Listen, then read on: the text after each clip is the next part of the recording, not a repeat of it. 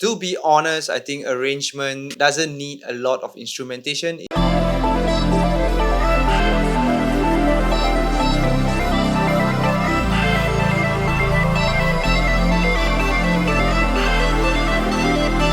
Just vibes.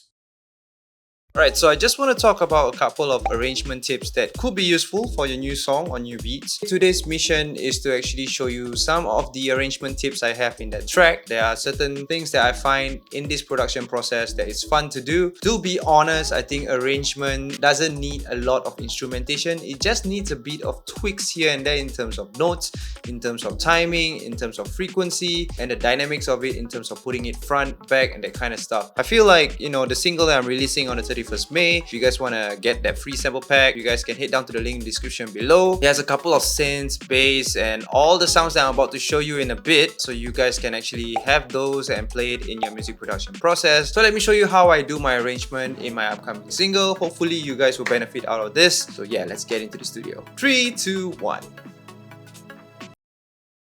Okay, so arrangement tip number 1 is basically to reduce the number of instrumentation before the next bar. So as you can see here in my arrangement, let me just play it for you.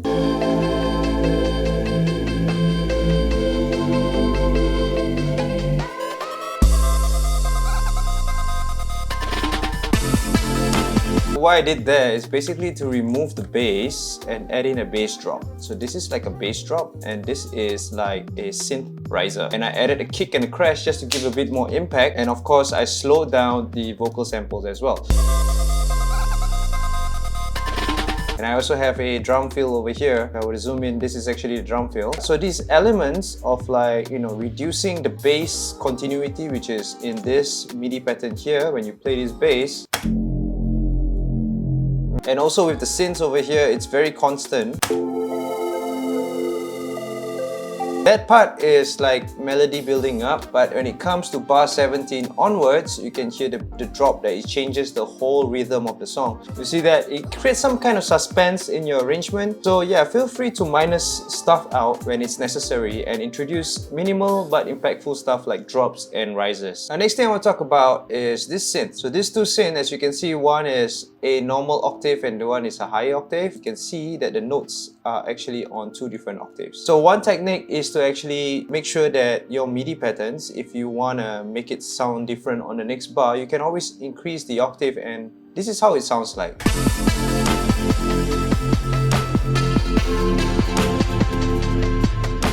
And then the next part is actually the higher octave.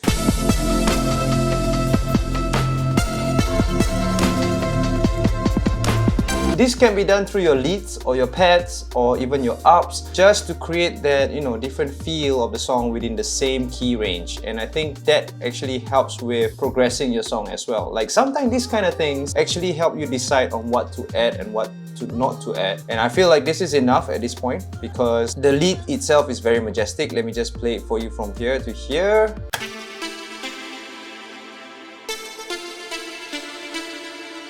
It goes up.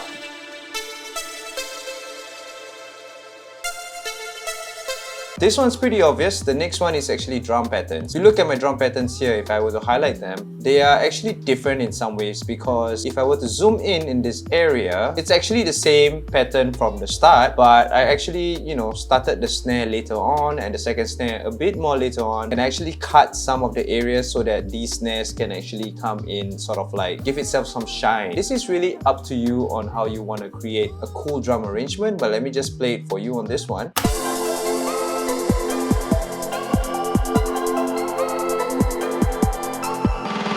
Hear that? It's a break.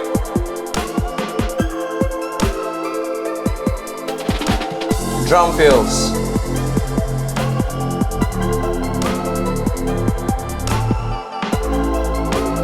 Yep.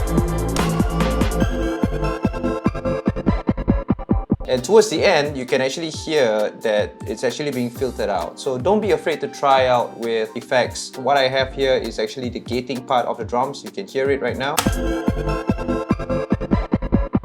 In this automation area, I actually have my A1 trigger gate. This A1 trigger gate plugin is basically a gating plugin. So let me just play it for you again when you actually have these parameters.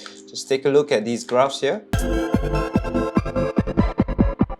So you can smack this effect onto your main track, which I think it also does a little bit of justice to your arrangement because, you know, aside from doing things individually, you can actually smack it onto your stereo out. So I feel like arrangement is not only about minusing or adding instruments, but it's also affecting using automations. And the last thing I want to talk about is basically create some tension in terms of introducing new instruments. If you were to hear the part where the drums actually get filtered out, where you have a synth that sounds like this,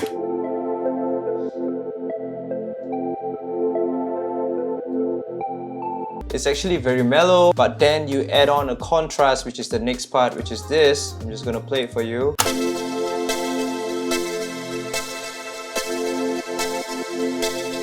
So you can feel that it's quite majestic at that point, getting from the dark kind of vibe to the light kind of vibe. And I added an additional touch to this by adding a bass drop.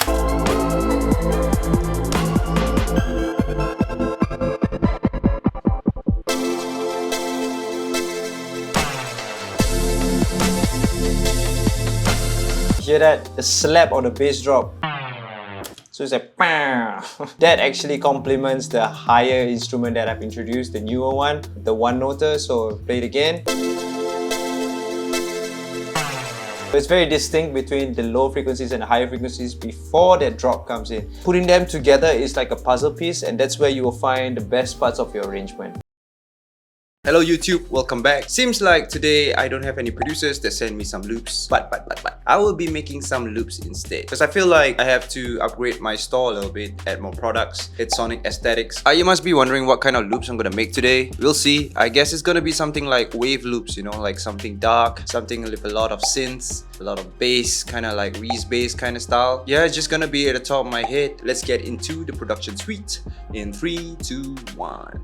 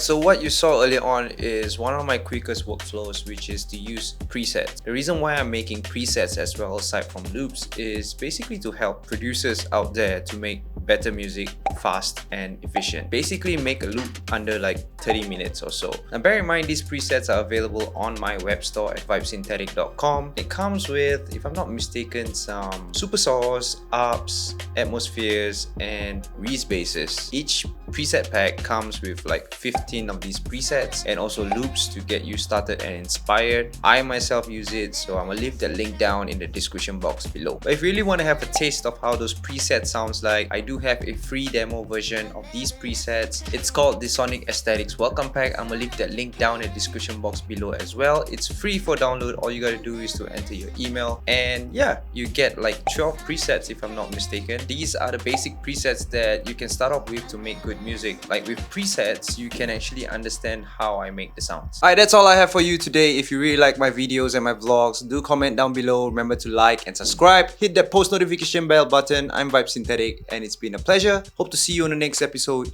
Peace out.